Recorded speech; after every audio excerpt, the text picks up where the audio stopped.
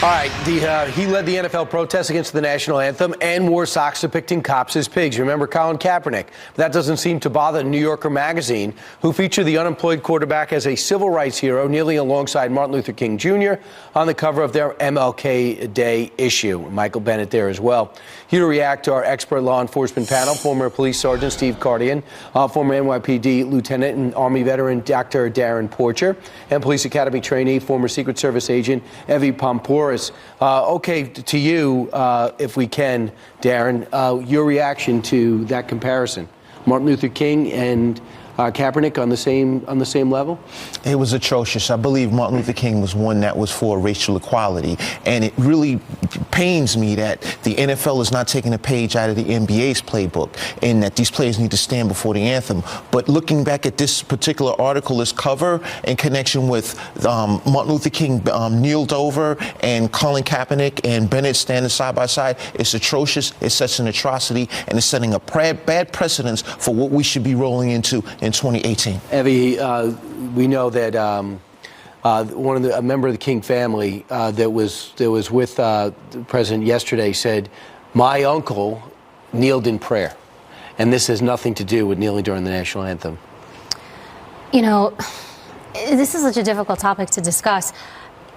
Standing for the national anthem, you know, me personally, yes. Do I feel that I should stand for the national anthem? I feel that. Comparing Kaepernick to Martin Luther King, I think that there's just a disconnect, as what you're pointing out, is that you're looking at two different messages. Right.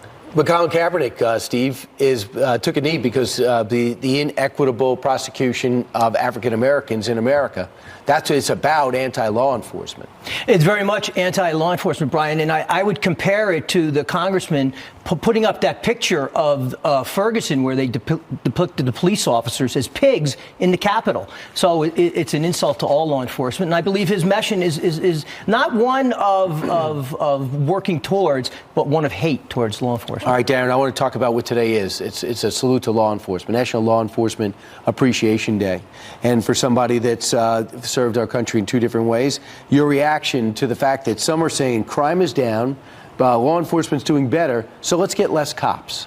Well, I disagree with that. I think that what happens when we look at the past, when we look at the 90s, for example, you had less cops and you had higher crime, and now you have more cops and less crime. I think the key is targeted enforcement. When I say targeted enforcement, meaning resource deployment in the areas where you have the need for crime patterns. I think that's what the key is, because we have crime patterns that are coming into place, such as terrorism, identity theft, things to that effect. That needs to be the focus moving forward, as opposed to the way we address crime in the past. Interesting, Evie, because